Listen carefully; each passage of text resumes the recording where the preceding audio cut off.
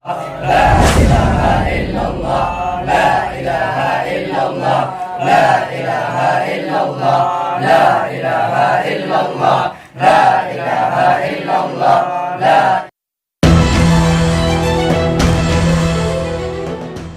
orang itu Pak Bu masuk surga bukan karena amalannya. Karena orang itu Pak Bu masuk surga bukan karena amalannya. Allah Subhanahu wa taala, amalan kita ini tidak bisa memasukkan kita ke dalam surga. Orang masuk surga bukan karena sholatnya. Makanya kalau sekarang kita ini jadi orang soleh, sholat dijaga, puasa Senin Kemis, apalagi puasa Ramadan, malam tahajud terus, jangan sombong. Belum tentu amalan kita yang memasukkan kita ke dalam surga. Orang tuh masuk surga, kata Nabi, murni karena rahmat Allah. Karena rahmat Allah. Kata Nabi, murni karena rahmat Allah. Allah Subhanahu wa taala dalam satu kitab namanya kitab Tanbihul Ghafilin yang ditulis oleh seorang ulama yang bernama Abu Lais As-Samarqandi. Dalam babnya bab rahmat kasih sayang Allah. Allah Subhanahu wa taala diceritakan zaman dulu ada seseorang ahli ibadah. Orang Bani Israel, dia beribadah siang dan malam. Kalau siang dia berpuasa, kalau malam dia sholat. Jadi kalau siang dia puasa nggak makan nggak minum, kalau malam dia berdiri sholat, sujud, ruku, kemudian sholat terus sepanjang malam nggak berhenti. Dan itu dilakukan bukan sehari dua hari, puluhan tahun bahkan ratusan tahun. Lalu Allah Subhanahu wa taala selepas dia ibadah puluhan tahun bahkan ratusan tahun, dia mendatangi seorang nabi, itu Nabiullah Musa alaihissalam, kalimullah.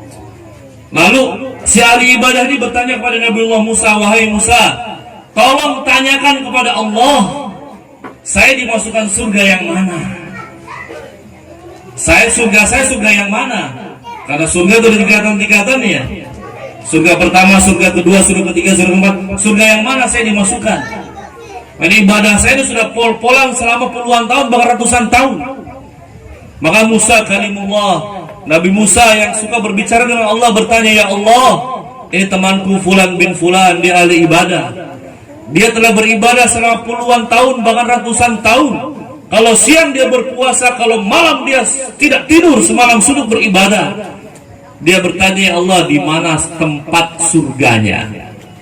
Maka Allah Subhanahu wa taala menjawab pertanyaan Nabiullah Musa alaihissalam, wahai Musa, tempat dia di neraka.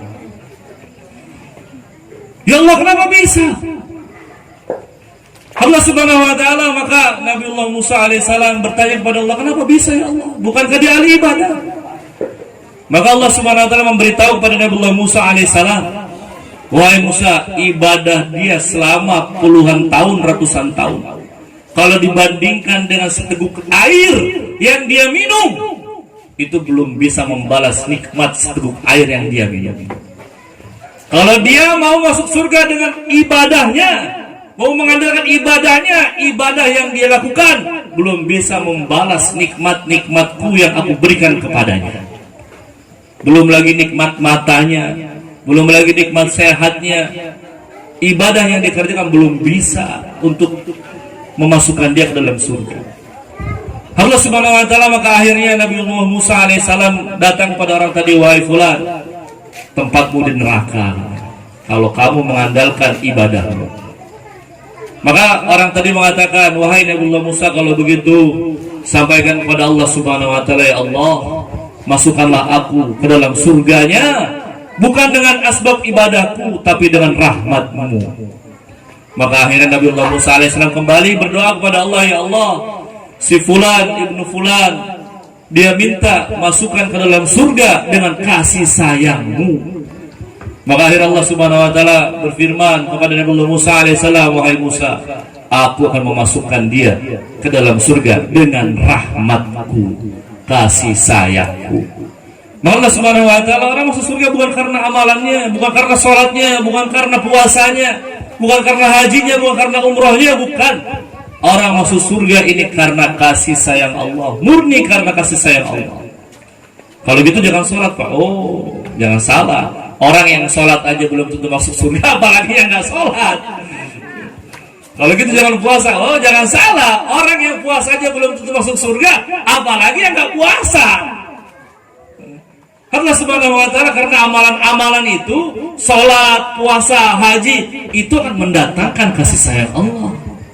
Dan meninggalkan perintah Allah, meninggalkan sholat, meninggalkan puasa, meninggalkan haji bagi yang mampu, itu mendatangkan murka Allah. Maka Allah Subhanahu wa taala, kita sholat untuk mendapatkan apa? Untuk mendapatkan rahmat Allah. Dan di antara amalan yang mendatangkan rahmat Allah adalah tertimpa musibah, kita bersabar. Allah janji, wa rahmah, aku akan berikan rahmat kasih sayang kepadanya. Wa ulaika humul muhtadun. Kemudian yang ketiga, dia akan mendapatkan hidayah. Mereka adalah orang-orang yang mendapatkan hidayah.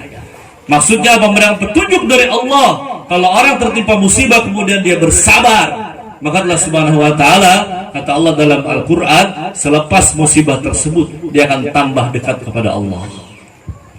Maka Allah Subhanahu wa taala, para sahabat dulu kalau mereka berdoa, kalau mereka tertimpa musibah, mereka selalu berdoa. Mereka selalu berdoa. Mereka selalu berdoa. Bapak-bapak, ibu-ibu yang dirahmati oleh Allah Subhanahu wa taala, jangan lupa like, komen, dan subscribe video ini. Wassalamualaikum warahmatullahi wabarakatuh.